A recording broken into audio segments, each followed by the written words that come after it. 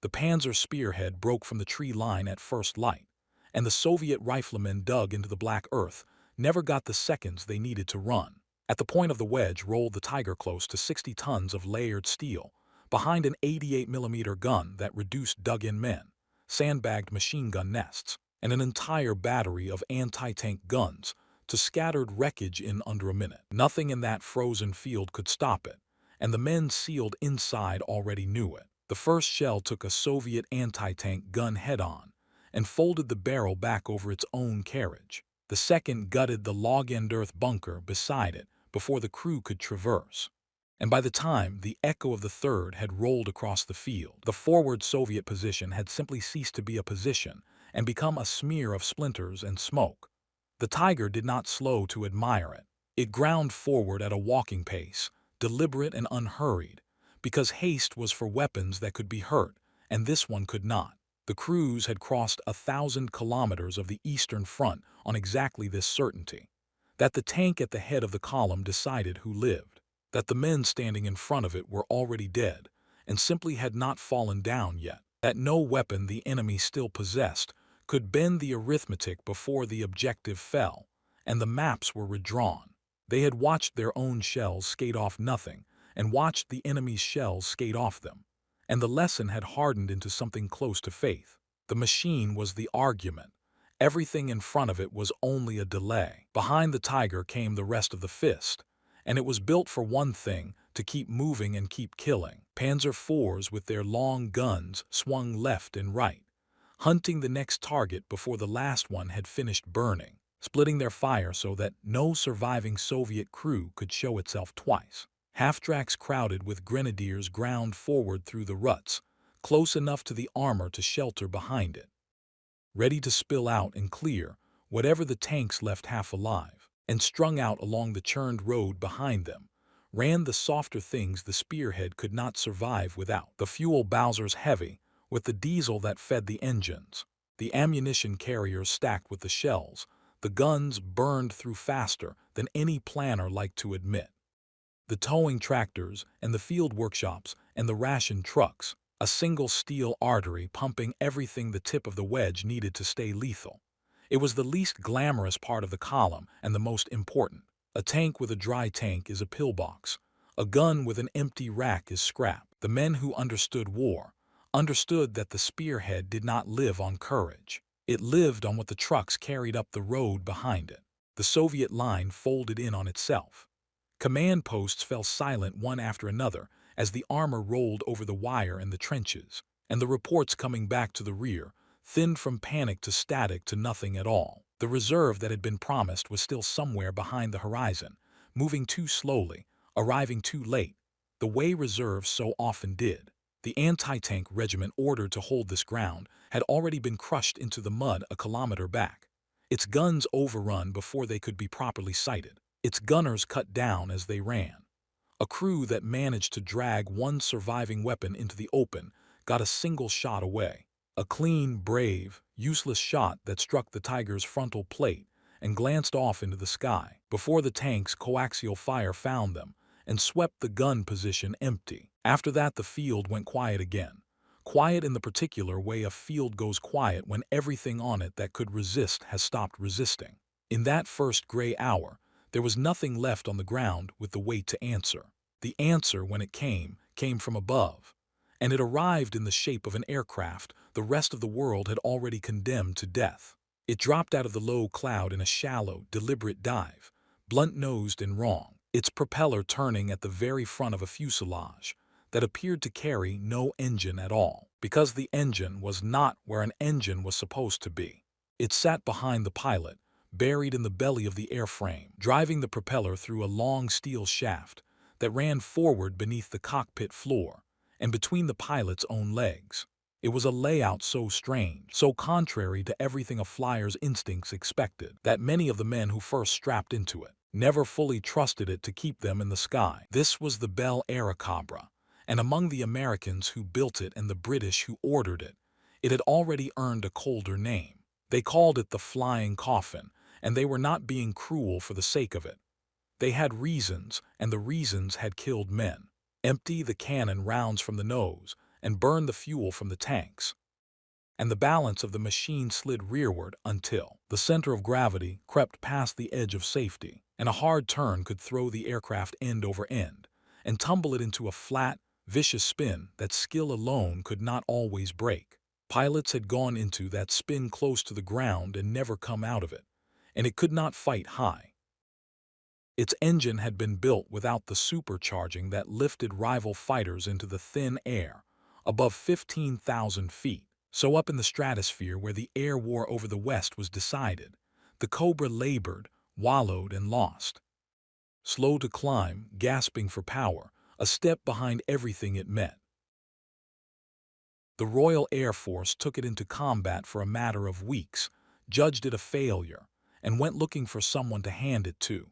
The Americans shunted it toward the secondary fronts and the secondary jobs, the tasks that did not decide campaigns.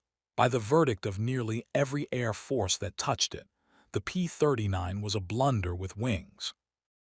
Feeble where altitude mattered, deadly to its own pilot when it flew light, a coffin that happened to have a canopy bolted on top. The machines diving on this column had traveled a very long way to reach a war that wanted them. They had come across the roof of the world, ferried by frozen, exhausted crews from the factories of America, up through Alaska, across the icy gap of the Bering Strait, and down through the endless white of Siberia, to a front that had been bleeding to death for want of anything that could fly and fight. The men who received them were in no position to be particular. They took what the Alliance sent, and what it sent in greater numbers than any other Western fighter was the coffin nobody else had wanted. They did not know, at first, what had been placed in their hands. They found out quickly, and what they found rewrote the machine's entire meaning, because the war in the East was not the war in the West. It was not fought in the high cold blue where the Cobra drowned. It was fought low, down in the smoke and the flak and the grit thrown up by the tanks, in the crowded, violent band of sky, where the ground attack aircraft did their butchery, and the fighters sent to guard them were dragged down onto the same bloody level. Below 15,000 feet, the single flaw that had doomed the Airacobra everywhere else on Earth simply stopped mattering. The engine that choked in the stratosphere ran hard and clean and strong close to the ground. And close to the ground was where this entire front killed and died. That was only the beginning of what the pilots discovered. The airframe was punishingly tough, built to take hits and keep flying, with genuine armor plate wrapped around the man in the seat, a mercy on a front that fed pilots into the fire faster than it could train them. It carried a radio that actually worked, a real and precious luxury where too many men had gone into battle half-deaf, unable to warn the flyer beside them of the killer sliding onto his tail. And the ungainly nose wheel that looked so absurd on a fighter let it pound in and out of the rough, shell-torn, half-frozen forward strips that would have snapped the landing gear off a more delicate machine. The aircraft the world had thrown away turned out to be built, almost by accident, for precisely this war and no other. And then there was the gun, where other fighters packed thin rifle-caliber machine guns into their wings and prayed a long burst would add up to something. The Airacobra fired a single heavy weapon straight through the hollow core of its propeller shaft, a 37mm cannon, its muzzle staring out from the dead center of the spinner. A gun nearer in caliber to the main armament of a light armored car than to anything most fighters carried into the air. It was an imperfect weapon, and the Soviet pilots had said so loudly at first. It held only 30 rounds before it ran dry. It fired slowly, in heavy, ponderous strokes, and its shells left the barrel at an unhurried speed that turned any long shot against a twisting enemy fighter into a gamble settled by nerve, and by closing the range until the target filled the windscreen rather than by cool marksmanship. They had mocked it. This fat, sluggish, big-bore cannon that seemed to belong bolted to something with tracks and a turret, not slung in the nose of a fighter plane. Then they had watched one of its shells strike a German fighter square in the wing root and tear the wing clean off. Watched the enemy aircraft fold and cartwheel and fall as a single heavy round did what 100 rifle-caliber hits could not. The mockery had thinned, and then someone had tipped the nose down toward the soft, crawling things on the roads below and squeezed the trigger. And the mockery had stopped altogether. The lead Cobra came off the top of its dive and lined up on the tail of the column. On that soft steel artery feeding the front of the wedge, and opened fire. The cannon hammered in slow, deliberate blows, each shell arriving with a mass the trucks had never been built to survive. A fuel bowser lifted off its own wheels in a rolling ball of orange and black. And the burning diesel it had been carrying up to the tanks sprayed across the road and set the ruts themselves alight. The 50 caliber guns bracketing the cannon in the nose raked the length of a stalled ammunition carrier until the stacked shells inside caught, and the whole vehicle came apart in a string of sharp secondary blasts that walked down the road and threw grenadiers flat into the ditches. For a few violent seconds, the rear of the German advance dissolved into fire and smoke and men scrambling for cover that was not there.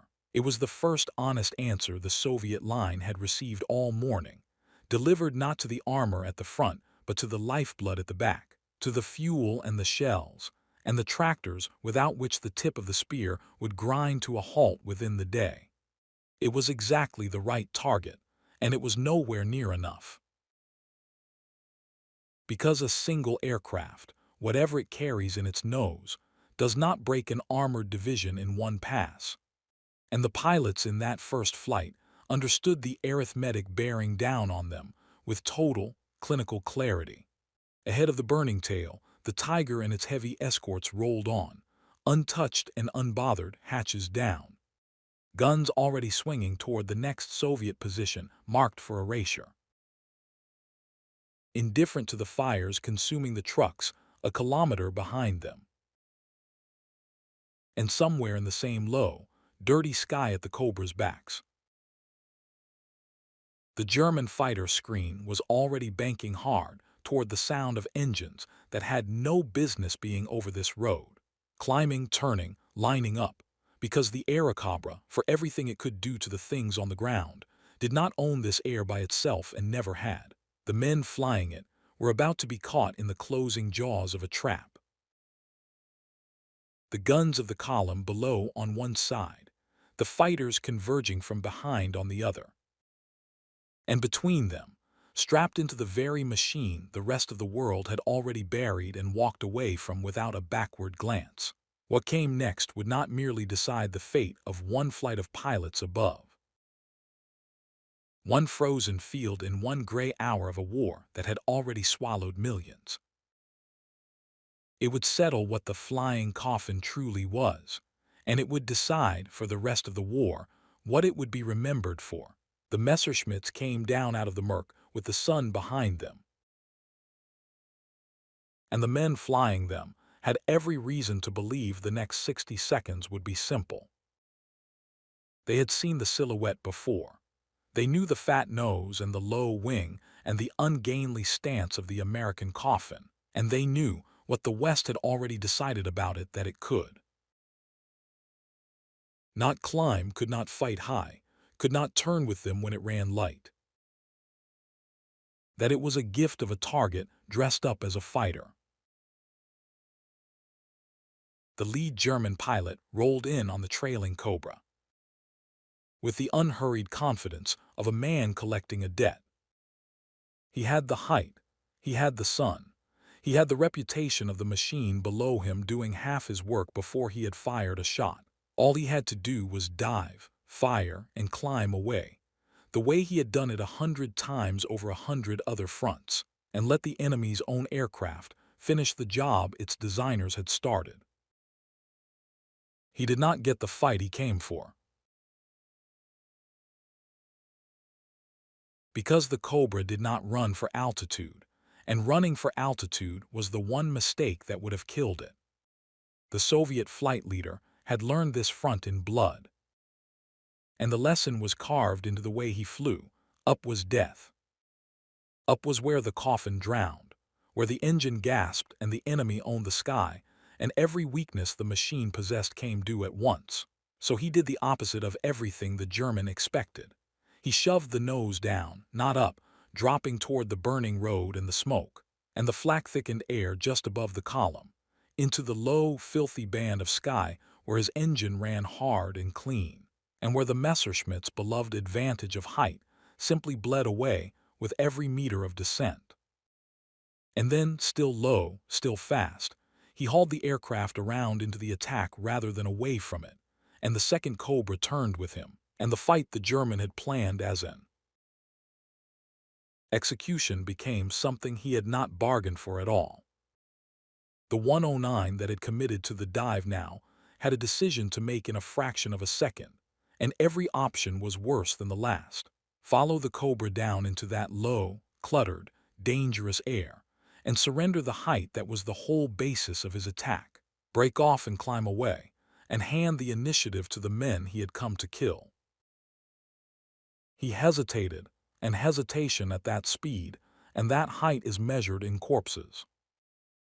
The Soviet leader completed his turn, brought the blunt nose around, and for a single heartbeat, the German aircraft crossed his sight line. At a range no fighter pilot in the West would have called a shot at all. He fired anyway. That was the whole doctrine of the gun in the nose: do not shoot from distance. Do not finesse it. Close until the enemy fills the glass, and then let the cannon speak once. It spoke once. A single 37mm shell crossed the gap and struck the Messerschmitt behind the cockpit. And the difference between a rifle caliber hit and a shell that size was the difference between a wound and a dismemberment. The German aircraft did not stagger and stream smoke and limp for home. It came apart. The tail section separated from the fuselage in a spray of torn metal. And what had been a fighter a moment before tumbled down the sky in two ruined pieces and struck the frozen ground beside the very road it had been sent to protect. But there was no time to watch it fall, and the Soviet leader did not try. Another Messerschmitt was already sliding in behind his wingman. This was the trap the German screen had counted on, that in the swirling, low, disordered fight they would find the Cobras' backs one by one and pick them apart in the classic way: the diving pass, the burst, the climb, the kill. And on almost any other front, against almost any other machine, it would have worked. It did not work here. And the reason it did not work was bolted around the Soviet pilots like a promise. The radios worked, on a front where too many men had gone into battle deaf and alone, unable to warn the flyer beside them of the killer closing on his tail. These aircraft could talk, and talking turned two lone targets into a single coordinated pair. The wingman heard the warning, broke hard left before the German gun could settle, and the burst meant to gut him carved through empty air, where his aircraft had been a half-second earlier. And when he broke low and level, staying down in the punishing air his engine loved. And the Messerschmitt increasingly did not, forcing the German to fight the fight the Cobra wanted rather than the one he had trained his whole war to win. The German pressed anyway, and he was good, and he got hits. Rounds walked across the Cobra's rear fuselage and hammered into the airframe with a sound the pilot felt in his spine. On a lesser machine that would have been the end of it. But this was the aircraft the world had thrown away for all the wrong reasons, and the thing the world had never bothered to notice was how brutally hard it was to kill. The armor plate wrapped around the pilot held.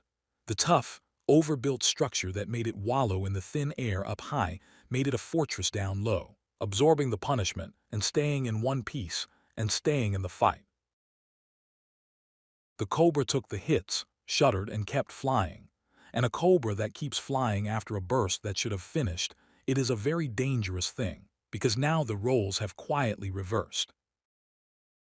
The German had committed.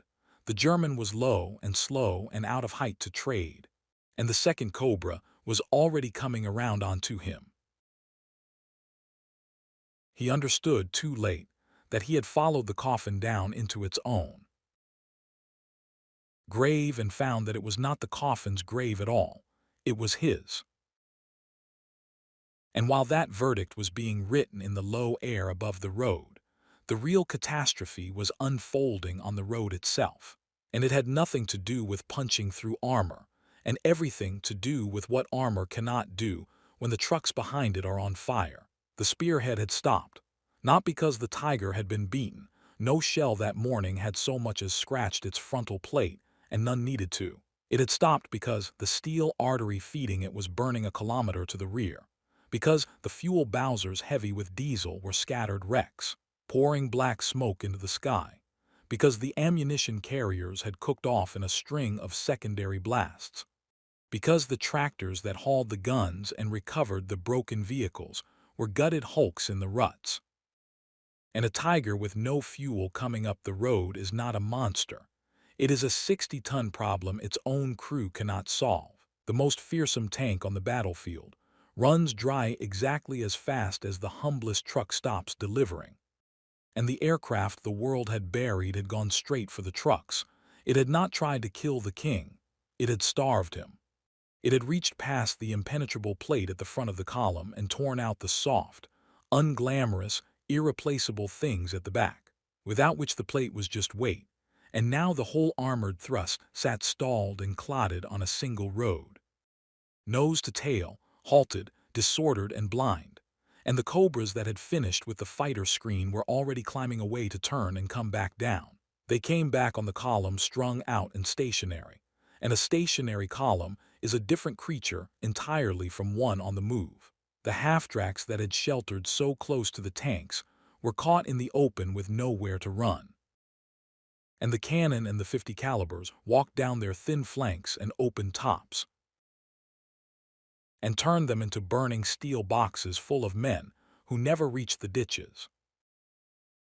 The medium tanks, the Panzer IVs that had swung their long guns so confidently at first light, presented the one part of themselves that heavy frontal armor could not save. The thin top decks, the vulnerable engine louvers at the rear, the running gear, as the Cobras raked them from behind and above, and a 37mm shell into an engine deck, or down through a track, does not need to defeat frontal armor to leave a tank dead on the road. Tracks shattered, engine compartments caught. The grenadiers who should have been screening the armor against exactly this kind of attack were dead in the ditches or scattered across the fields, and the guns that should have thrown up a wall of fire to keep the aircraft off were burning with the vehicles that had towed them. One pass emptied into the mass of stalled steel. The flight climbed, turned, and came down again. And there was nothing left in that column with the coordination or the cover or the fuel to stop them doing it a third time. And at the head of it all sat the tiger, the machine that had decided who lived at first light, that had folded a battery of anti-tank guns into scrap in under a minute, that had crossed 1,000 kilometers on the certainty that nothing the enemy still owned could touch it. Nothing had touched it. That was the terrible joke of it. Its plate was still unbroken, its gun still capable of killing anything that rolled or crawled or dug in ahead of it, and none of it mattered anymore. The escorts that had guarded its flanks were burning, the infantry that had shielded it were gone, the fuel that moved it, and the ammunition that fed it were smoke on the wind a kilometer back down the road. It sat stranded and useless at the point of a wedge that no longer existed, the most powerful weapon on the field reduced to a stationary steel monument, to a thrust that had died around it, beaten not by a bigger gun or a heavier tank, but by an aircraft the entire Western world had condemned as a flying coffin, and thrown away without a second look. The king had not been slain. He had simply been left with nowhere to go, no way to get there, and nothing left alive to protect him while he tried. The attack that had begun at first light as an unstoppable armored fist ended the same day as a burning traffic jam on a single frozen road, and the Soviet line that had been folding by the hour had not been saved by fresh reserves or heavier guns or a better tank of its own.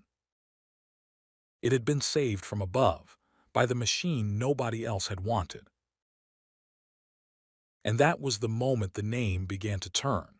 The flying coffin had been christened by men who only ever flew it high, where its one true weakness lived, and who never once saw what it became when it was brought down into the smoke and the flak, and the grit thrown up by the tanks, into the low and murderous band of sky where this entire war in the East was actually decided. Down there it was fast where it needed to be fast, tough where it needed to be tough. And it carried in its nose a gun that could open a fighter like a tin can and gut a fuel column in a single pass. The rest of the world had read the machine's weakness and buried it. The men on the Eastern Front had found its strength and handed it more of the same aircraft than any other Western fighter they received. And they had used it to do the one thing an armored spearhead can never recover from. They had reached past its armor and killed everything that made the armor matter. The coffin had a new name now, written in the smoke rising off a stalled panzer division. And it would carry that name for the rest of the war, not the machine that carried its pilots to their graves, but the machine that carried the enemy's finest steel to theirs, one severed fuel line and one shattered track, and one torn open engine deck at a time. The wreckage on that road did not stay a secret for long, and the men who came to sift it were not mourners. They came with cameras and clipboards, staff officers and engineers who walked the length of the burned column, and read it the way a coroner reads a body, the gutted Bowsers, the split ammunition carriers. The medium tanks killed not through their thick frontal plate, but through the thin steel of their engine decks and the shattered links of their tracks, the half-tracks caught in the open and rendered down to slag. They understood what they were looking at within the hour. The enemy had not tried to break the armor at the head of the column. The enemy had reached past it and butchered everything that fed it. And an army that grasps precisely how it was beaten is a far more dangerous thing than an army that was merely beaten because it does not grieve. It adapts. The adaptation came quickly, and it came in 3 parts, each one aimed directly at the tactic that had gutted the spearhead. First, the column stopped moving as a single fat artery down a single road. They dispersed, spread their intervals, kept the fuel and the ammunition scattered so that no one pass could catch the lifeblood all in one place. Second, the flak came forward. Light anti-aircraft guns, the fast quadruple-barreled 20mm mounts, that could throw up a wall of tracer thick enough to fly into and not out of, were pushed up to ride with the columns themselves, no longer left protecting the rear but placed on the flatbeds, and the half-tracks in the thick of the advance, waiting with their barrels tilted up at the low gray sky. And third, the part that mattered most, the fighter cover changed. The Germans stopped sending their escorts high, where the fight had always been decided before and where their advantage had always lived. They brought them down into the smoke and the flak and the grit, down into the low and murderous band of air the Cobra had made its own, because they had finally understood that the killing on this front happened close to the earth, and they meant to contest it there. And to contest it there, they brought a different aircraft. Not the 109 that had drowned in the low fight and come apart under a single cannon shell. They brought the Focke-Wulf 190, broad-shouldered, radial-engined, savage down where the air was thick. A fighter that did not sag and gasp near the ground the way its stablemate did, but instead grew stronger, faster, more vicious the lower it went. It was heavily armed. 4 cannon, and a pair of machine guns hammering out a weight of fire that could saw a target in half in a single pass. And it was rugged, and it was flown by men who had learned the exact lesson the Soviets were counting on them never to learn. The 190 did not fear the low fight. The 190 was built for it. And when it fell on the next flight of Cobras working over a dispersed column, it did not make the 109's mistake of diving in and committing and dying. It came in fast and level out of the murk, and it opened fire from the aircraft's own preferred killing zone. The first Cobra never saw it. One moment the flight was lining up on a scattered cluster of fuel trucks. The next, the trailing aircraft staggered under a full burst of 20mm fire that walked from its tail to its cockpit in the space of a heartbeat. And the tough, overbuilt structure that had shrugged off the 109's rifle-caliber rounds could not shrug off this. Cannon shells are not bullets. The Cobra shed pieces of itself into the slipstream, rolled, and went into the frozen ground short of the road it had come to kill. The flight leader hauled around toward the threat and found nothing to fight. The 190 had already used its speed to climb back up out of reach, exactly the way the Cobras themselves had been fighting all along, striking from advantage and refusing to be pinned.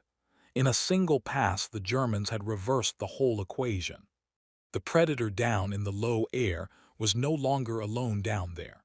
Something had come to hunt it in its own hunting ground, and it had drawn first blood, and the men in the surviving Cobras understood in that instant that the easy days over the columns were finished. But there is no time in this to dwell on a single loss, and the pilots did not have it either. Because the column below was still moving, and the flak was already reaching up for them. The quadruple 20mm mounts opened from the flatbeds, and the sky around the Cobras turned into a lattice of tracer, streams of glowing shells rising and crossing, and bracketing the aircraft as they bored in. This was the second half of the German answer working in concert with the first, the fighters above to break up the attack, the flak below to punish anything that pressed the attack home anyway. A Cobra jinked hard through the tracer, took hits along one wing, felt the airframe shudder and kept flying. Because whatever else had changed, the machine was still built like a fortress and still carried its pilot behind real armor. It bored through the wall of fire and put its cannon into a fuel truck at the near end of the dispersed column. And the truck went up, but it was one truck out of a formation that had learned to spread itself thin. And the pass had cost far more and bought far less than the slaughter on the road weeks before. The arithmetic had shifted. The Germans had made themselves harder to kill, and they had made the killing far more expensive. And for a few gray days over that sector, the flying Coffin looked, briefly, like it might earn its old name after all. It did not. It adapted in turn, because the men flying it had learned this war in blood too, and they learned this new phase of it the same way. If the 190 would only strike from above and refuse to commit, then the trick was to deny it the height it needed. To fight in pairs so tight that no Focke-Wulf could slide onto a Cobra's tail without another Cobra already swinging onto his, to use the radios that too many of the enemy's aircraft still lacked, and turn two lone targets into a single coordinated instrument. The pairs flew lower than ever, right down in the flak and the smoke where the 190's speed advantage compressed, and its room to dive away shrank to nothing, dragging the fight down into a knife-range brawl, where the Cobra's brutal toughness and that single devastating cannon counted for everything, and the Germans' altitude counted for nothing. And when a 190 did commit, when one of them finally took the bait and came down after a Cobra it thought it had cornered, the second Cobra was there, and the 37mm gun in the nose did what it had always done at close range. It did not wound. One heavy shell struck the radial engine fighter square, and the aircraft that had grown so strong down low simply stopped being an aircraft and fell the short distance to the earth it had been hunting over and burned. The lesson traveled up the road on the ground as well, because while the fighters fought their private war in the low smoke, the Cobras never once forgot what they had truly come to do. The columns had dispersed and armored themselves with flak, but a column that spreads out and slows down to protect itself is a column that has surrendered the very speed and mass that made the spearhead unstoppable in the first place. And the aircraft went to work on it all the same. They came in low along the axis of advance, under the worst of the flak, and they hunted the same soft, irreplaceable things they had always hunted: the fuel that moved the tanks, the shells that fed the guns, the tractors that towed the artillery and recovered the wrecks, the thin-skinned half-tracks that carried the infantry, who screened the armor against exactly this attack. A cannon shell into an engine deck, a burst of .50 caliber down the open top of a personnel carrier, a tank left immobile on a shattered track, its impenetrable frontal armor now nothing but dead weight bolting a useless machine to the road. They did not need to defeat the heaviest plate on the battlefield. They never had. They only needed to strand it and starve it and blind it, and they went on doing precisely that even after the enemy had armed the sky against them. Because the vulnerability they exploited was not a flaw in any single tank. It was a truth about all of them.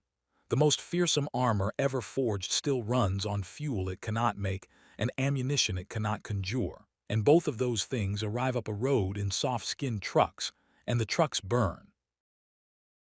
And that was the thing the Germans could adapt against, but could never truly solve. They could disperse the columns and slow the advance to a crawl, and in doing so they blunted their own spearhead. They could load the flak forward and make each attack cost blood. And in doing so, they turned every mile of road into an ordeal that ground their momentum down. They could bring the fighters low and even kill cobras in their own killing zone. And still, they could not be everywhere at once, over every dispersed column across a front that stretched for 1,000 miles. And wherever the cover thinned or the flak fell behind, or the fighters were drawn off into the low brawl, the aircraft they had all condemned came down out of the murk and reached past the armor and tore the heart out of the advance, one severed fuel line at a time. The Coffin had forced the finest army in the world to fight the war on its terms, to slow down, to spread out, to look up. That was not the record of a failure. That was the record of a weapon that had quietly bent an entire theater around itself. By the time the front had ground its way west through another brutal year, the name the Western world had hung on the machine had come loose entirely, because the men who coined it had only ever flown it high, in the thin, cold air, where its one true weakness lived. And they had gone to their graves, never once seeing what it became when it was brought down into the smoke, and the flak and the grit thrown up by the tanks. Down there it had proven fast where it needed to be fast, and tougher than anything had a right to be. And it had carried in its nose a gun that could open an enemy fighter like a ration tin, and gut an armored column's lifeblood in a single pass. And it had done it in greater numbers, over more miles, against harder odds, than any other Western fighter the front received. The rest of the world had read the machine's weakness and buried it without a second look. The men on the Eastern Front had found its strength and handed it more of the same aircraft than any Western fighter they were sent, and used it to force the most powerful armored force on Earth to advance in dispersed, frightened, hesitating fragments across ground it had once expected to own. The flying coffin was dead as a name. What had risen in its place was written in the smoke off 100 stalled columns, and the wrecks of the fighters sent down to hunt it, not the machine that carried its own pilots to their graves, but the one that carried the enemy's finest steel to theirs, one shattered track and one severed fuel line and one torn-open engine deck at a time, for the rest of the war. He was already low when the flak found him. Low and fast down in the churned air just above the snow. And the first quadruple burst of 20mm tracer rose so close beneath the belly of his aircraft, that the light of it flickered up across the underside of the wing. He did not climb away from it. Climbing was death, and he had understood that longer and better than almost any man on the front. Because he was the one the rest of the squadron formed on. The one whose tally the ground crews had long since stopped announcing aloud. Because the number had simply become a thing everyone expected to grow. He held the Cobra down in the danger, threaded it through the rising lattice of fire on instinct and cold nerve, and pressed on toward the thing he had been sent to break, because for all the fighters he had torn out of the sky, the man had learned that the true work of this aircraft was never the duel. It was the road, and the road ahead of him was moving. It was a relief column. And it was the enemy's answer to a Soviet breakthrough that had opened a gap in the German line and threatened to tear it wide. Fuel and shells and fresh armor, rushing forward to seal the breach before it became a rout. And if the column arrived intact, the gap would close, and the breakthrough would die, and the ground bought with a week of blood would be lost again. Everything the front had built toward that winter narrowed, for one gray hour, to whether a single spread-out artery of trucks and tanks could be stopped on a single stretch of frozen road. The High Command knew it, the Germans knew it. Which was why the column crawled forward armored to the teeth in exactly the way chunk after chunk of hard experience had taught them. Dispersed, its fuel scattered, its light flak riding forward on the flatbeds with barrels already tilted. At the sky and above it, waiting, the fighter cover the enemy no longer sent high. The Focke-Wulf 190s were up there in the murk, and they came down the moment the Cobras committed. They fell out of the low cloud fast and level, striking from the same close band of thick air the Soviet aircraft had made their own, and they came for the leading pilot first. Because they knew the shape of his aircraft, and they knew what it had cost them. The lead German lined up on his tail with the whole weight of 4 cannon ready to saw him in half. And for a heartbeat, the man who had killed so many was himself the target. Alone at the point of the attack with a wall of flak below him and a killer sliding into position behind. He did not break upward. He did not break toward open sky. He shoved the nose down instead, dropping into the flak, into the very fire the German would have to follow him through, and the 190 fast, savage, deadly down low, but flown by a man who valued his own life. Hesitated at the edge of that curtain of tracer for the half second it took the trap to close. Because the leading pilot did not fly alone, and he never had, his wingman was already there. The two of them had flown as a single instrument for so long that the coordination between them had stopped needing thought. And while the German fixated on the tail in front of him, the second Cobra swung wide and low and came around onto the Focke-Wulf from the flank. The radios worked. A single clipped warning, a single answering turn, 2 aircraft moving as one. And the 190 that had committed to the kill discovered in the space of a breath that it had flown into the jaws of a pair rather than onto the tail of a straggler.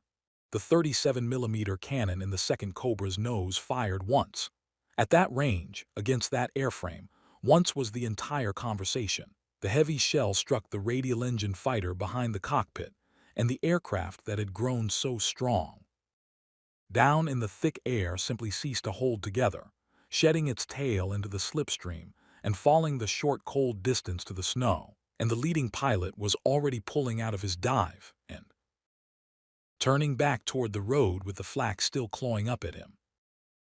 Because the fighters were never the point, they were the obstacle. The point was still moving down there, and it was almost through. He came at the column, along the axis of its advance, down under the worst of the flak, where the guns could not depress fast enough to track him. And he went to work the way the aircraft had taught a whole front to work. He did not hunt the heaviest armor. He never had, and he did not need to. Because the truth he exploited was the same truth that had gutted the first spearhead on the first road a year and a lifetime ago, that the most fearsome tank ever built still runs on fuel it cannot make and shells it cannot conjure. And both of those things ride up the road in things far softer than a tank. His first burst found a fuel bowser near the middle of the dispersed formation, and the cannon's heavy strokes tore it open and lifted it off its wheels. In a rolling knot of fire, the diesel it was carrying up to the armor spraying across the snow and burning there. He walked the 50 calibers down the open top of an ammunition half-track until the shells stacked inside it caught, and the vehicle came apart in a string of sharp secondary blasts that threw the grenadiers riding it into the ditches. A tow tractor, gutted, a second fuel truck, gone, and when a Panzer IV swung its long gun toward him in the useless hope of catching a fighter, he put a single 37mm shell down through the thin louvers of its engine deck. And the tank did not explode, and did not need to, it simply stopped. Dead on the road with its heavy frontal armor, now nothing but weight bolting a corpse to the snow. Blocking the vehicle stacked up behind it, and that was the thing the enemy had never been able to solve, no matter how they adapted. They could disperse the column, and he flew the length of it. They could load the flak forward, and he flew under it. They could bring the fighters down into the low air, and his wingman was there to answer them one shell at a time. But there was no armor they could bolt onto a fuel truck to make it a tank, and no plate they could hang on a shell carrier to make it survive a cannon. And so long as the spearhead needed those soft things to move and to fire, and it always would. Because a tank that cannot move and cannot fire is a pillbox, and a pillbox does not seal a breakthrough. The aircraft they had all condemned would keep coming down out of the murk, and killing the thing the armor could not live without. The leading pilot climbed off the shattered column, turned, and came down its length a second time, and the relief that was meant to close the gap in the line lay strung out and burning across the road, its fuel smoke rising in black columns into the low gray ceiling. Its tank stranded, its momentum dead. The gap did not close, the breakthrough held.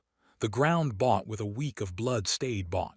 He flew home low across a landscape of his own making, and the aircraft carried him the way it had carried him through everything, blunt-nosed and ungainly and utterly indifferent to the reputation the world had once hung on it.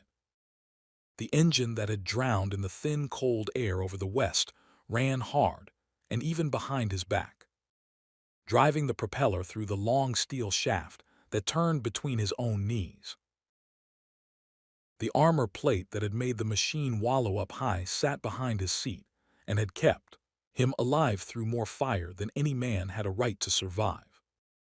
The gun in the nose was nearly empty now, 30 heavy rounds spent down to a handful, and every one of them had been fired at close range into something that had come apart when it hit. This was the flying Coffin. This was the aircraft the Royal Air Force had judged a failure inside a handful of weeks, the blunder the Americans had shunted off toward the secondary fronts, the machine so many pilots had refused to trust because the engine sat in the wrong place, and the balance went strange when it ran light and it could not fight in the high thin air where other men fought their wars. Every word of that had been true, and none of it had ever mattered here, because the men who named it the Coffin had only ever known it in the one place it was weak. And they had gone to their graves, never once seeing it in the place it was strong. Down in the smoke and the flak and the grit thrown off the tanks, in the low and lethal band of sky, where this entire war in the East was actually won and lost. The leading pilot had lived his whole war down there, and so had the aircraft, and together they had done the one thing. That breaks an armored force and cannot be undone by any thickness of plate. They had gone past the front of the column and killed the heart of it, again and again, across 1,000 miles in 3 brutal years, until the enemy had been forced to spread out and slow down, and look up and fight the war on terms the Coffin had dictated. The name was finished. It had died somewhere out on the frozen roads, in the fire rising off the fuel trucks, and the wrecks of the fighters sent down to hunt the hunter, and what remained had no need of the old cruelty. In the hands of the men who had refused to fly it high, and had taken it down where it belonged. The machine the world threw away had become the surest killer of the enemy's finest steel that any of them had ever flown. Not through the front of the armor, which it could never break, but through the fuel and the shells and the tracks. And the engine decks the armor could not survive without. One burning Bowser and one shattered Link and one stranded, silent tank at a time. The sky over the Cuban was not empty air anymore. It was a stacked and layered battlefield in 3 dimensions.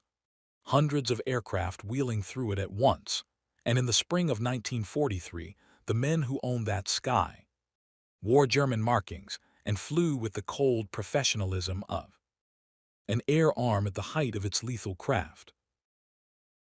The Focke-Wulf 190s came in from above in slashing high-speed passes, diving through the Soviet formations, firing, and zooming back up into the sun before anyone could turn onto them.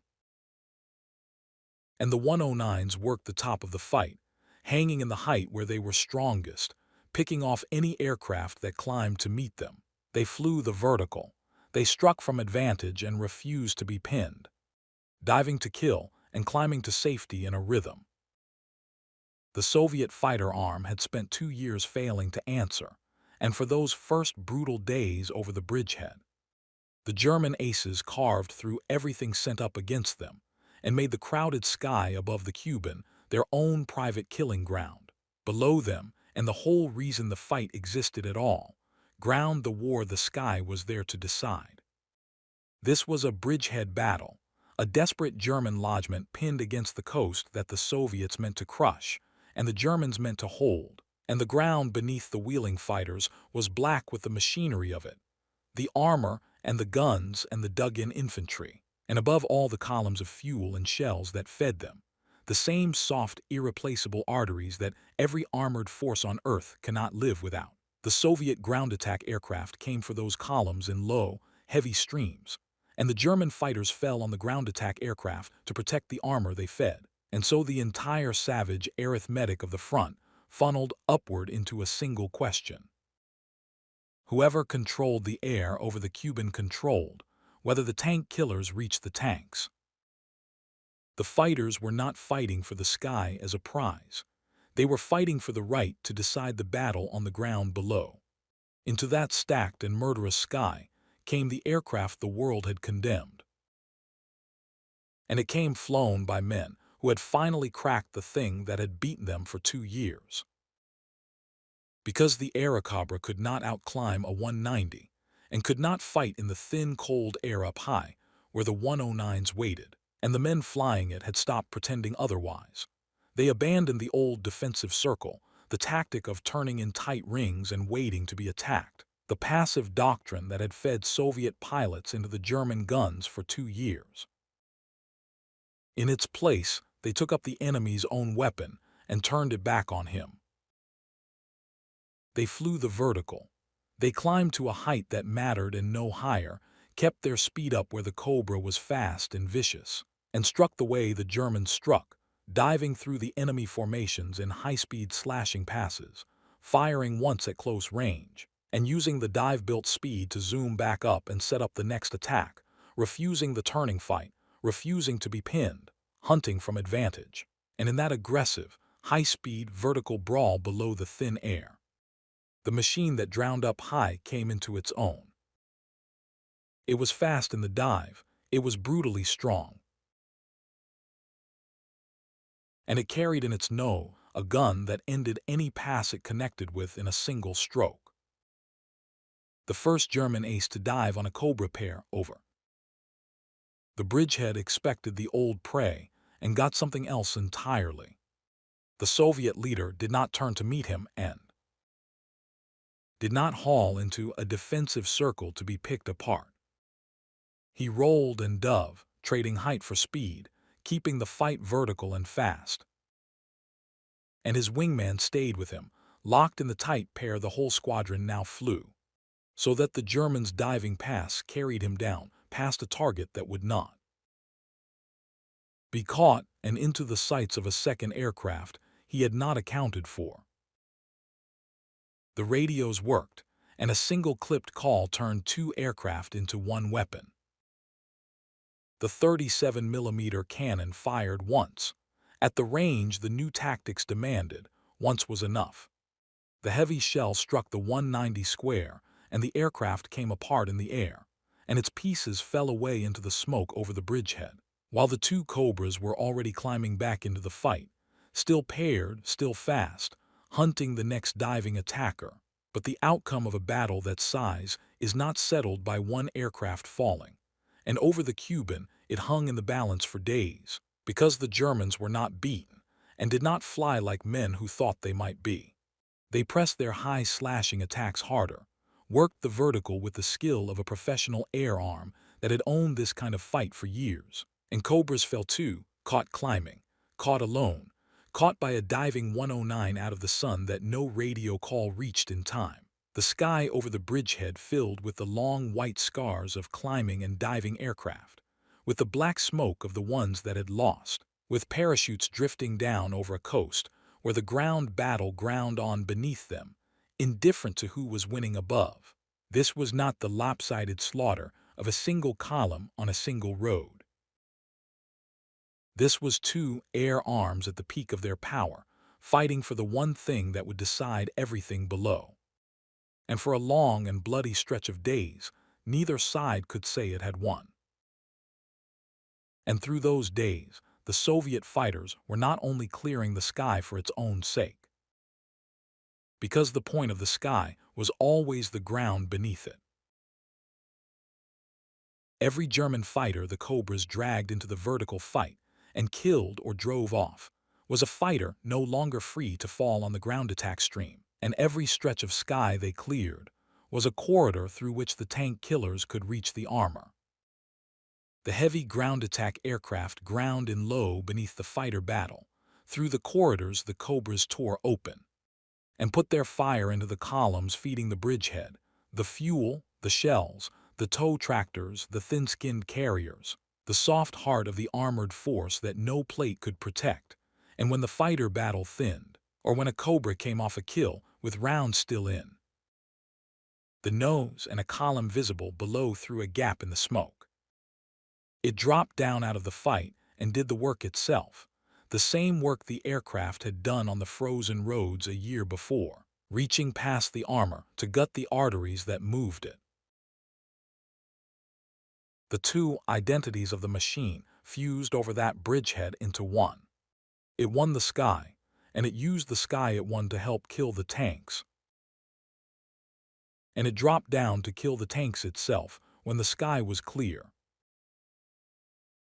And the Germans, pinned against the coast, slowly discovered that they could not feed their armor while the Coffin ruled the air above the road. The Cuban was where the reputation was sealed, because the Cuban was where the machine did the one thing that should have been impossible for it. It won the fight for the sky, not up high in the thin, cold air where it drowned and where the German aces waited. It never contested that ground and never needed to, but down in the crowded, savage, decisive band of air below 15,000 feet, where the whole war in the East was actually fought and won. The aircraft that could not fight high had helped win command of the air over one of the most bitterly contested skies of the entire front, and it had done it by refusing to fight the war it was bad at and forcing the enemy to fight the war it was good at. Fast and vertical and lethal down where its engine ran hard, and its gun ended a pass in a single shell. The German fighter arm over the Cuban was not destroyed, but it was met and matched and slowly ground down. And behind that grinding down, the Soviet ground attack aircraft reached the columns and the columns burned, and the bridgehead began to die, for want of the fuel and shells its armor could not fight without. That was the truth the men who had named it, the Coffin, never lived to understand. Because they had only ever known the machine in the one narrow place it was weak.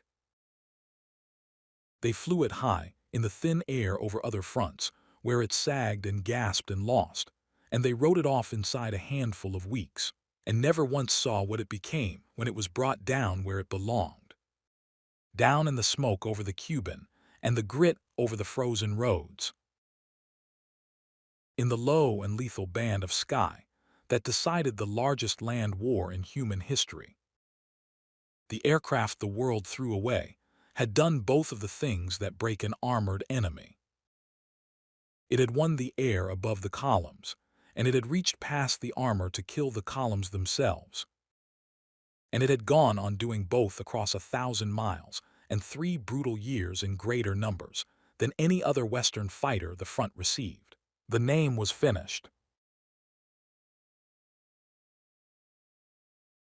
It had burned away for good in the sky over the bridgehead and the smoke over the roads. And what stood in its place owed nothing to the old cruelty.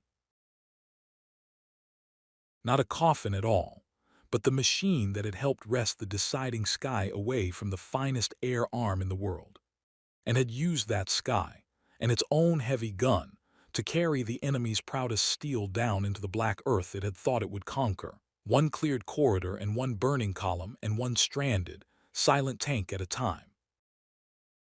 CT for Chunk 6, I'm taking the ferry route angle I flagged rather than running another combat beat, so it stays fresh instead of repeating strafing or dogfight rhythms.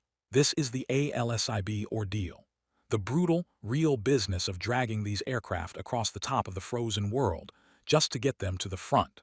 Different kind of villain, the cold and the distance, which gives the runtime variety and loops back to why nobody else wanted the machine. Kept composite and name-free to match the voice, and the geography and the killing cold are all defensible. Here it is, long. The cold got into the aircraft long before it got into the man. It came through the thin skin of the fuselage at 14,000 feet, over a Siberia that had no bottom and no edge, a white nothing that ran unbroken to every horizon. And it thickened the oil in the lines, until the engine behind the pilot's back began to labor against its own lifeblood. There was no field below. There was no landmark, no road, no smoke, nothing but the endless frozen taiga and the white. And if the engine seized out here, the aircraft would go down into a wilderness so vast and so empty that no search would ever find it. The pilot was not fighting the Germans. The Germans were 6,000 miles away, on a front this machine had not yet reached and might not survive to reach. He was fighting the distance itself, and the distance was winning, because before the Airacobra could kill a single tank, it had to be dragged across the roof of the world through cold that killed men and machines by the score. And the road to the war was its own war. Nobody had ever moved aircraft this way before, in these numbers, across ground like this. The machines came off the assembly lines in America and were flown north first through Canada, strip by strip up into the subarctic, to the handover fields in Alaska, where the aircraft passed from American hands into Soviet ones. And there, at Fairbanks, the true ordeal began, because from Alaska the aircraft had to cross the Bering Strait, the freezing gap between two continents, and then push on across the entire breadth of Siberia. Thousands of miles of the most hostile flying country on Earth, over mountains and over the taiga and over the frozen rivers, through a chain of primitive strips scraped out of the snow, all the way to the assembly points deep in the Soviet interior. Before the machines could even begin the final journey west to the fighting, It was the longest and coldest ferry route of the entire war, and the Airacobra was the most numerous fighter that flew it. Thousands of them made that crossing. Not all of the aircraft arrived, and not all of the men who flew them came back. The cold was a weapon in its own right, and it did not miss. On the worst of the Siberian strips, the temperature fell to -50, and then past it. Down toward the depths where the very idea of temperature became something monstrous, where exposed metal seized and rubber cracked, and the human body began to fail within minutes of contact with the air. Oil turned to sludge and had to be drained hot from the engines at the end of every leg, and kept warm through the night, because oil left in a cold engine overnight would freeze solid and split the lines by morning. Instruments froze in their housings. Canopies iced over from the inside as the pilot's own breath crystallized on the glass. The aircraft that flew so hard, and even in the low, warm air over the front became, in the killing cold of the ferry route, a temperamental and dangerous thing. And the men who flew it fought it the whole way. Fought the freezing control and the sluggish engine and the ice. And the endless white that swallowed navigation whole, because navigation was the second killer, and it worked hand in hand with the cold. Over that featureless expanse there was almost nothing to steer by, no coastlines and no cities and no roads. Only the taiga rolling on identically in every direction, and the frozen rivers that all looked alike from 14,000 feet. A compass swung wild and unreliable so far north. A single wrong heading, a single misread river, a single bank of weather that closed in and hid the ground. And a pilot could fly a serviceable aircraft straight into the wilderness until the fuel ran dry. And the machine went down in a place no one would ever reach. Whole flights vanished that way, not shot down, not lost to any enemy, simply gone. Flown off course into the white and never seen again. The aircraft and the men inside them absorbed by a landscape too big and too empty to give anything back. The route was marked, in the end, by the wrecks of the ones who had not made it, scattered along the way as a kind of grim trail, of breadcrumbs pointing east and west, and the strips themselves were traps. They were not airfields in any settled sense.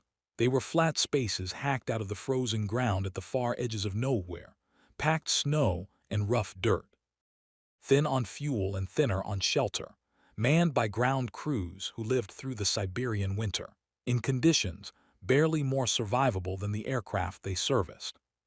To land a heavily loaded fighter on packed snow at -60, at the end of a long freezing leg, with the pilot's hands stiff on the controls, and the light failing early, was its own act of survival, and the ungainly nose wheel that the world had mocked earned its keep here, as surely as it would later earn it on the shell-torn strips near the front. Letting the aircraft come in level and firm onto surfaces that would have wrecked a more delicate machine. But firm or not, the strips took their toll. Aircraft ground-looped on the ice, undercarriages folded. Engines that had frozen in the night refused to start in the morning. And a fighter that would not start on a Siberian strip was a fighter going nowhere. And the whole slow, brutal relay stacked up behind it, while the crews fought to bring a dead engine back to life in air cold enough to kill. Through all of it, the machine carried its strangeness with it, and the strangeness cut both ways in the cold. The engine sat behind the pilot, buried in the belly, driving the propeller through the long steel shaft that ran forward beneath the cockpit, and turned between the pilot's own knees, the same layout the world had never trusted. The same layout that put the man out at the very nose of the aircraft, with the weight behind him. In the freezing air over Siberia that meant a cockpit far forward and exposed, a man riding at the cold, blunt tip of the machine, with the engine's warmth behind him and out of reach. And the pilots learned the aircraft's every cold weather temper the hard way, one frozen leg at a time. They learned how it handled heavy and iced. They learned how the shaft and the belly-mounted engine behaved when the oil ran thick. They learned exactly how far they could push a machine that had been built for a warmer war and was now being flown through the coldest sky on the planet. And the ones who learned fast enough lived, and the ones who did not become another wreck on the trail. This was the price paid before the fighting, and it was paid in full. And it is the part of the story that the burning columns and the falling fighters tend to bury. Every Airacobra that reached the front and reached past the armor to gut a fuel column. Every Cobra that climbed into the savage vertical fight over the Cuban and dragged a German ace down out of the sky had first survived this. It had been built in a country that did not want it. Ferried across a continent and a strait and another continent through cold that killed. Flown by men who fought the ice and the distance and the empty white for thousands of miles just to deliver a fighter to a war it had not yet joined. The aircraft did not simply appear at the front. It was hauled there at a cost in men and machines. That never appears in any tally of aerial victories, across the single most punishing supply route of the entire conflict, and the ground crews who kept the frozen strips open, and the ferry pilots who flew leg after leg into the white paid that cost with their lives. As surely as any fighter pilot over the bridgehead. So the machine that met the enemy over the roads, and the Cuban was already a survivor before it ever fired a shot in the east. It had been tested against something colder and more patient and more indifferent than any German fighter. Against a wilderness that did not aim and did not miss. And the aircraft that came through that gauntlet and settled onto the forward strips near the front had earned its place there. In a way, the men who had condemned it in the warm skies over other continents could never have imagined. They had judged it in a matter of weeks in comfortable air and thrown it away. It had since been flown across the frozen top of the world and out the other side. And what arrived at the front, scarred by the cold and proven against the ice, was not the failure the world had written off. It was a machine that had already refused to die once, dragged 6,000 miles to the one war that would finally show what it was for, delivered by an act of endurance as brutal and unforgiving as anything it would go on to do to the enemy's proudest steel.